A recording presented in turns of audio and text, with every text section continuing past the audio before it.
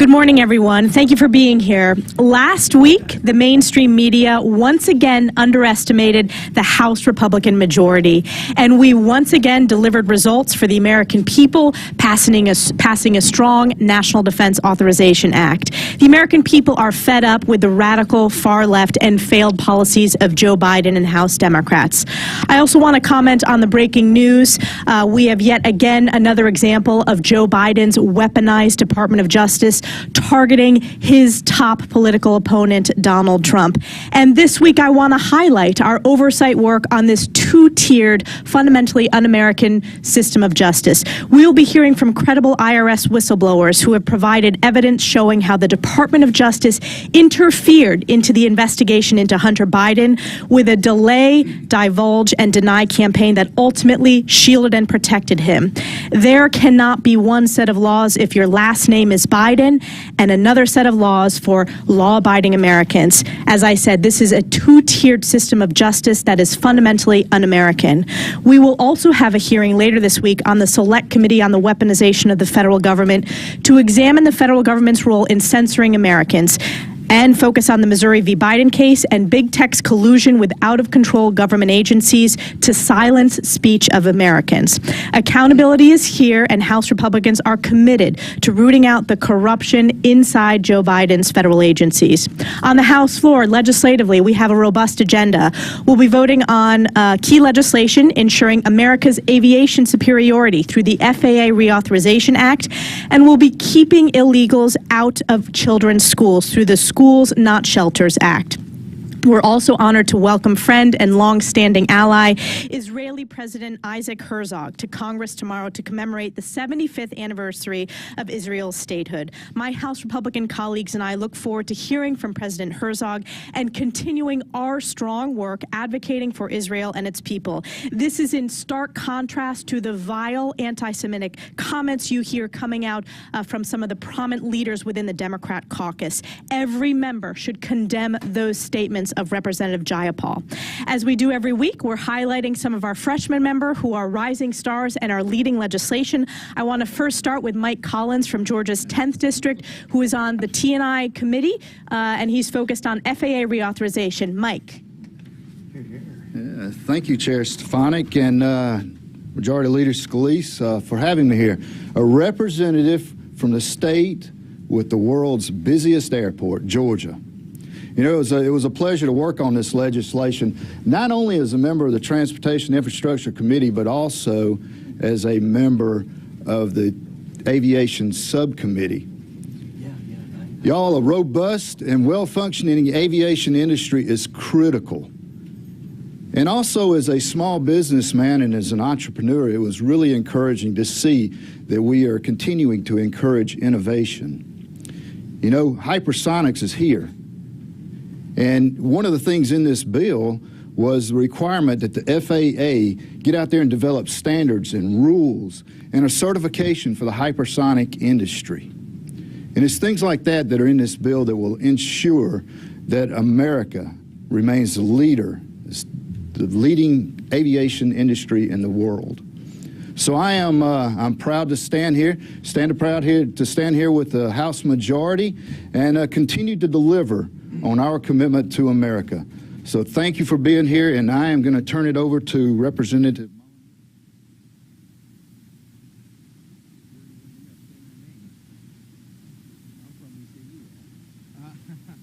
Chair Stefanik, thank you. This week we'll be considering the schools not sheltered because of the president's failure to secure the border and take seriously the humanitarian crisis at our border, southern border.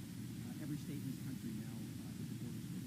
That is magnified in states like New York, where undocumented immigrants are being transported to the city of New York, a city that declared itself a sanctuary and welcoming city.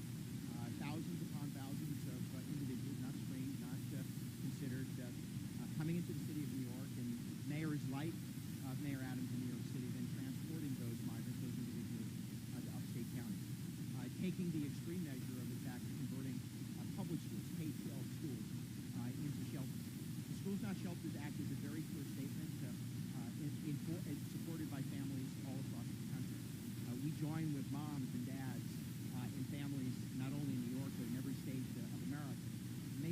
clear that our schools are places for our kids to be educated. During summer months, there were after-school activities that occur where safe places exist for young people to take part in athletics and academics. And in some cases, by the way, these are the locations where those kids with disabilities are receiving fundamental and life-affirming services. These are not shelters. And so we join with families across this country, making very, very clear that our schools are to be the places that bring people together for the purposes of education, athletics, and a center of community. And we make very clear that they are not meant for shelters. And I would lastly say, in places like New York, upstate counties, and communities like ours just don't have the resources. We aren't given the support by the city. We're not provided the leadership by the governor, and we certainly aren't given the respect by the president, and therefore can't shoulder the burden of becoming a shelter community. And with that, I'll pass the microphone to Chairman Jamie Coleman.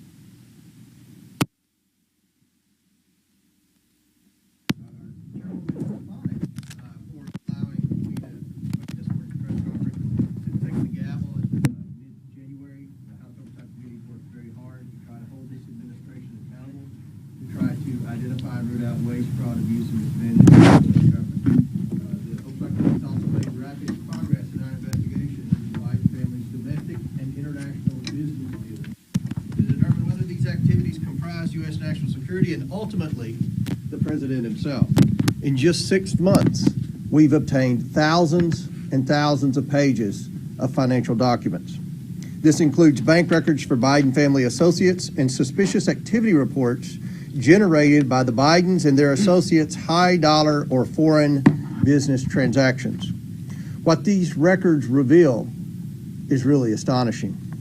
Americans now know that the Bidens created over 20 shell companies or 20 fake companies, most of which were created when Joe Biden was vice president. And that's very important to remember. Most of these shell companies were created while Joe Biden was vice president. Americans now know the Biden family, their business associates, and their companies received over $10 million from foreign nationals and their related companies in China and Romania. Americans now know that a lot of this money poured in while Joe Biden was vice president, and the Biden family took deliberate steps to conceal the payments. What were the Bidens selling? Nothing but influence to the Biden network. IRS whistleblowers recently provided information to Congress that confirmed many of these investigations' findings. Tomorrow, the American people will hear directly from these credible, highly respected IRS whistleblowers. These brave whistleblowers provided information about how the Justice Department refused to follow evidence that implicated Joe Biden, tipped off Hunter Biden's attorneys, allowed the clock to run out with respect to certain charges, and put Hunter Biden on the path to a sweetheart plea deal. We are currently at a pivotal moment in our investigation. The American people deserve to hear from these whistleblowers and other witnesses about this weaponization of the federal law enforcement power. The White House and Democrats would have Americans believe that our investigation is based on 5 years of conspiracy theories. These are the same people who took a fake dossier and turned it into a multi-year investigation of President Trump. Unlike Democrats' Russian hoax, we have the facts. Bank records do not lie. And new evidence continues to be uncovered by our committee revealing the First family's corruption. The Bidens have put themselves first and Americans last. The Oversight Committee will continue to follow the money, and we will continue our pursuit to root out waste, fraud, abuse, and mismanagement in the federal government. Now it gives me great pleasure to introduce our great whip and a man with exceptional hair color, Tom Emmer. Good morning and welcome to another week of House Democrats' antics while House Republicans continue to govern. Last week, House Democrats showed Americans that championing their radical left-wing agenda was more important than bolstering and modernizing our military. It was more important, their radical agenda is more important than giving our service members the largest pay increase in 20 years. Their radical agenda was more important than equipping our armed forces with the tools they need to counter CCP aggression.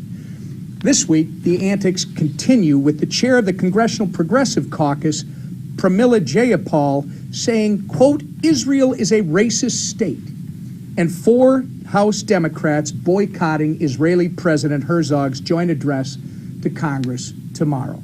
The contrast between our two parties could not be more clear.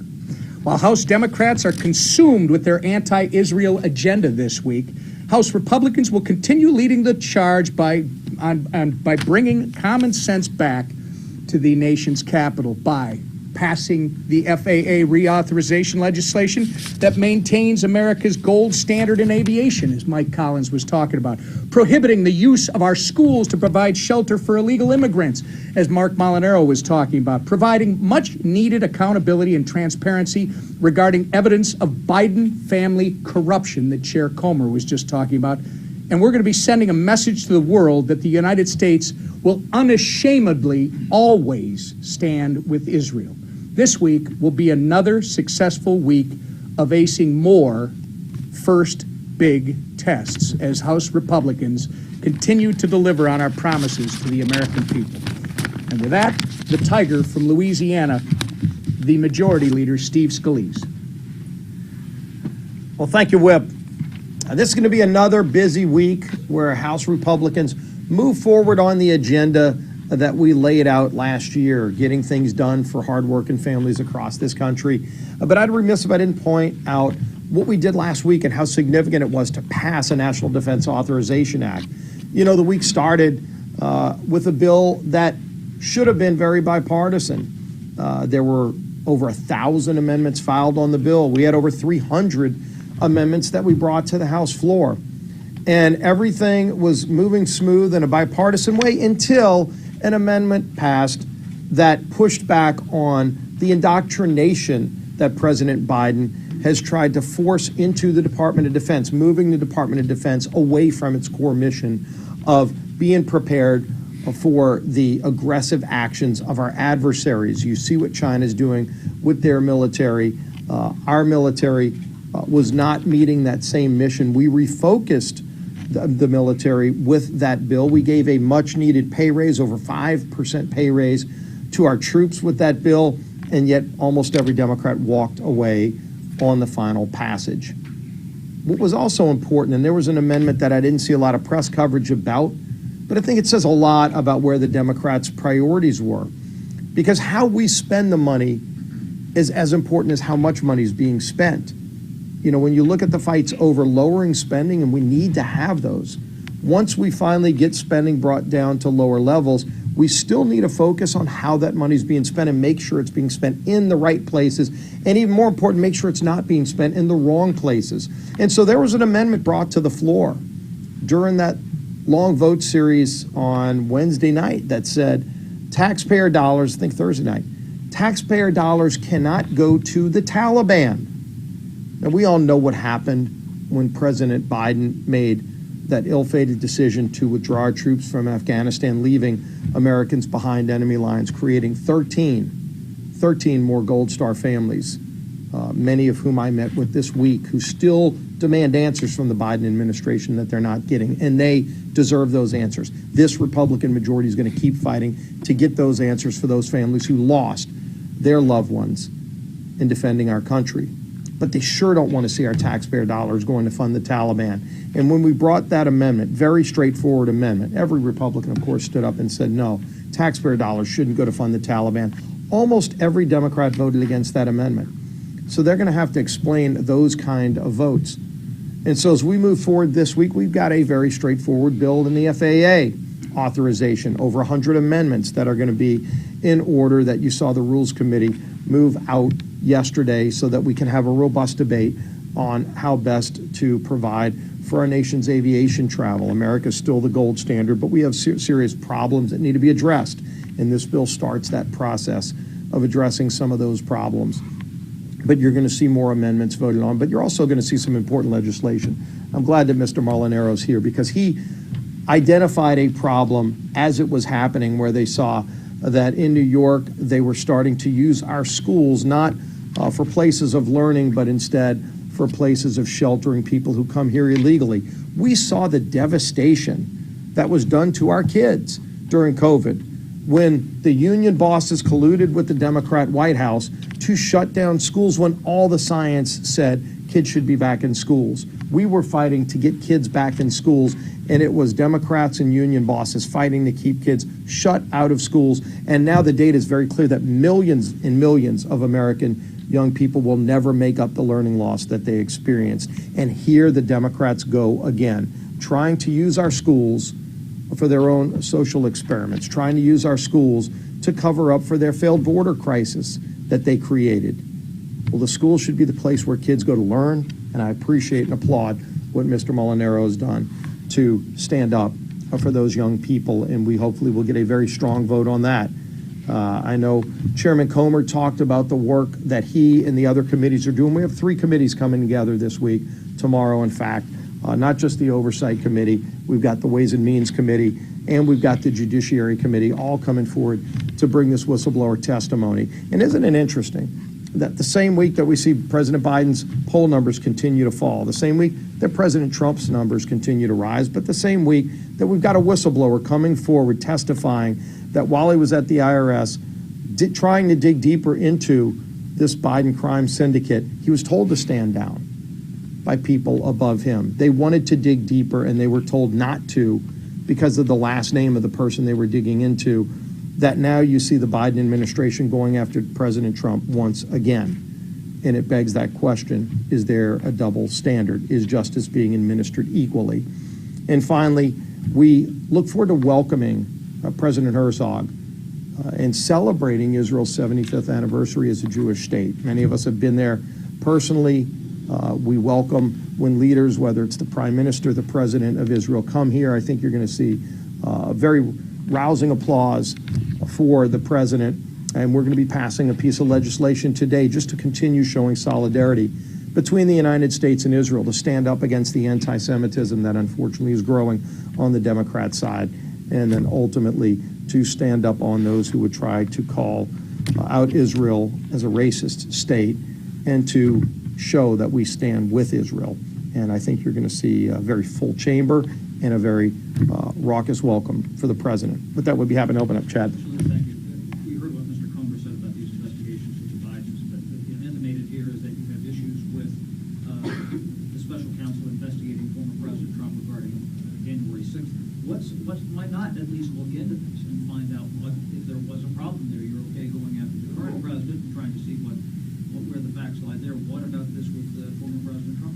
Well, here we have a case where it's not necessarily us going after the former president. It's people within the IRS who were looking into inappropriate dealings by the current president's family. And they saw things that looked very alarming. They tried to dig deeper into it, and they were told to stand down. And in some cases, because they were told to stand down, statutes of limitation ran out, meaning further investigation can't even occur because that happened. We surely don't see the same kind of coverage of this investigation and others like it that we're seeing anytime you see someone in the Biden administration go after Donald Trump. I understand they're scared of Donald Trump because he's the leading candidate, not just on the Republican side, but you see more and more Democrats don't even want Joe Biden to be the Democrat nominee. They need to remove the politics from this. They need to stop having this perception. And whether it's real or not, we have a committee looking into the weaponization of government. And unfortunately, there's example after example after example of the Biden administration weaponizing government against their political enemies. But it's created a problem within the country that people don't view justice as being administered fairly. Are you suggesting that it's so brazen that they're going after him just because this is an issue because there's a... I'm just pointing out... No. But I mean specifically to the 1-6 investigation. Are you... No, I'm just pointing out that it's interesting that the same week that you have this whistleblower coming forward to testify before 3 different congressional committees, you see once again, this isn't the only time it's happened. Over and over again, you see different attacks by the Biden administration against President Trump. And there are many things that you've seen President Biden do. Again, the documents, raiding Mar-a-Lago when you have documents behind locked doors with Secret Service, and yet when Joe Biden had documents in his garage, in some cases in public view, surely not in the same secured places as you had at Mar-a-Lago, there was no raid. And so it begs the question, are people being treated fairly? You said the House will having someone that recently just said anti-Semitic comments that Jewish people are immune to COVID. That's how it was created. I mean, how do you square that? How are you standing up to anti-Semitic? I'm not sure what you're referring to, but. RFK Jr., his statements. He's sitting before the Judiciary Committee. Well, I mean, he's a Democrat that's coming before talking about how you're seeing a kind of selective shutdown of opposing viewpoints by the Democrats, where they're taking people that have, and this is not relating, I mean, look, we're talking about our stand against anti-Semitism, and that's a problem the Democrat Party's got. But at the same time, you're seeing within the Democrat Party attempts to stifle opposing views of any kind. Political views that they don't like. Obviously, it's not just Republican views. You know, they don't like the fact that they've got somebody running against Joe Biden. And you're hearing, by the way, a very robust debate within the Democrat Party. Rank and file Democrats, not elected Democrats, voters, who are wondering why there aren't more debates. Why isn't the president going to engage in debate? That's something their side's going to have to figure out, not our side, but... I mean, how do you square that? I mean, he did say anti-Semitic comments, as did John. Well, he's got to answer that. We've spoken out against it. I surely speak out against any kind of expressions of anti-Semitism. We've got a bill on the floor today where we're all going to have a vote to cast. My vote's going to be yes. I'm proud to support August Pfluger's legislation to stand up against anti-Semitism. Every member of Congress is going to have that opportunity, and anybody who said anti-Semitic things should answer for it. We surely called them out. Last question. But doesn't that muddy your message on Israel by giving R.F.K. Jr. this enormous platform before the Weaponization Committee when he has said that COVID-19 was designed to target whites and blacks and that Jews... Well, first of all, I don't agree with that, but we're bringing legislation so that every member of Congress can be on record about whether or not they stand up against anti-Semitism and this crazy notion that Israel's a Jewish state that some of their members hold. We don't. We oppose that. We're going to have legislation. I think you're going to see a strong vote against it. Last question. Or a strong vote for the legislation against what Democrats are doing. Thank you, Leader Scalise.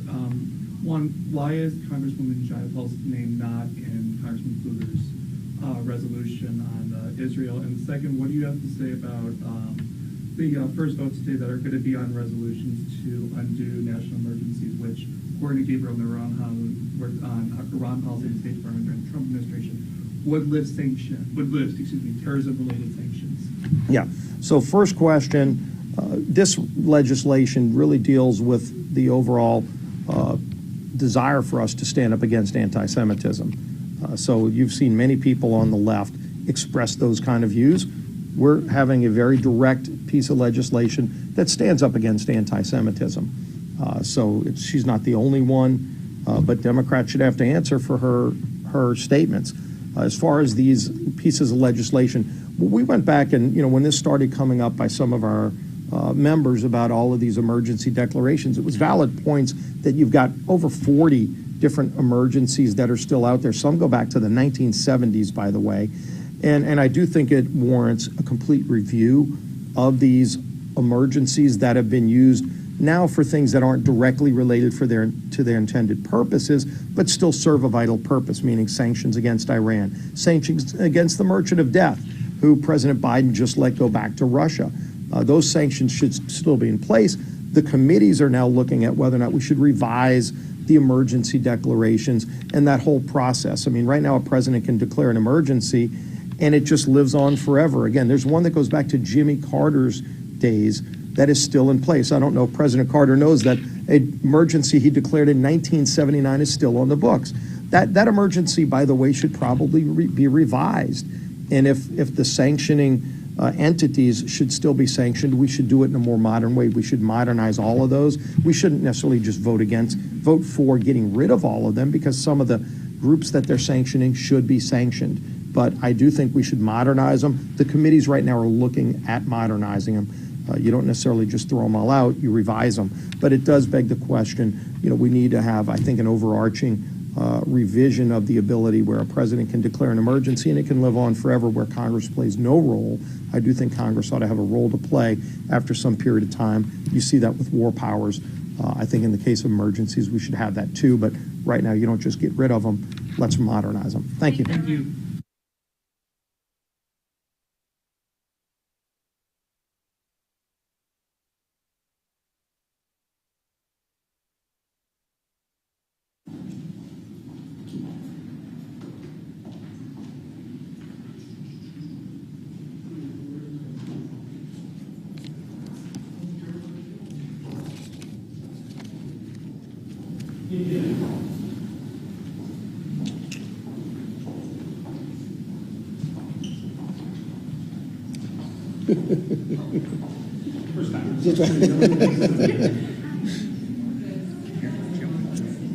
First of all, thank you for coming. I'm sorry to disappoint you that Republicans continue to keep our promises. Then we just, again, from all your questions all week long, will the NDA pass this week? Not many of you ever asked me about the policy. So I want to spend some moment. Your first question, yes, it passed. Now let's actually get through to what we promised the American public what we'd do. I first want to start thanking Chairman Rogers and all the members of the Armed Services Committee for the work they did. I'm grateful for their leadership on this important issue. House Republicans have made a commitment to America that we would fight for a nation that is safe. Today, we kept that promise by passing the National Defense Authorization Act. Under this bill, men and women in uniform who make sacrifices for our nation every day will receive the biggest pay raise in decades. We all know they deserve it. Radical programs that have forced our troops at the expense of readiness are now eliminated. Cutting-edge technology that is essential for the future of this country and to keep freedom around the world in the rise of China and Russia will receive more investment than we've watched in the past. And taxpayers will save more than $40 billion as this bill roots out wasteful spending. The real question that you never asked me that I wish you would, why did the Democrats vote no? Technically, it's a bipartisan vote, but 4 Democrats vote with us. Are the rest of the Democrats against a pay raise for their veterans? Are they against deterring China for a safe future? Are they against rooting out wasteful spending? Because they all voted against it today. They can claim a lot of things. But the biggest issue they claim why they voted against, they voted for just last year. It's a good thing that Republicans are in the majority, but it's more important that we keep our promises to America and to our men and women who serve to defend us. And today is exactly what we did. With that, let me call up our leader, Leader Steve Scalise. Thank you, Mr. Speaker. Good to see all of you here. Today was an important victory for our men and women in uniform who risked their lives to keep us safe. It was also an important victory for every American in this country that wants to see our military focused on our enemies abroad, not on wokeness and all of the indoctrination attempts you're seeing within the Pentagon. And there was a massive rebuke of that far-left ideology and the push that we've seen under the Biden administration. These aren't things that Barack Obama did when he was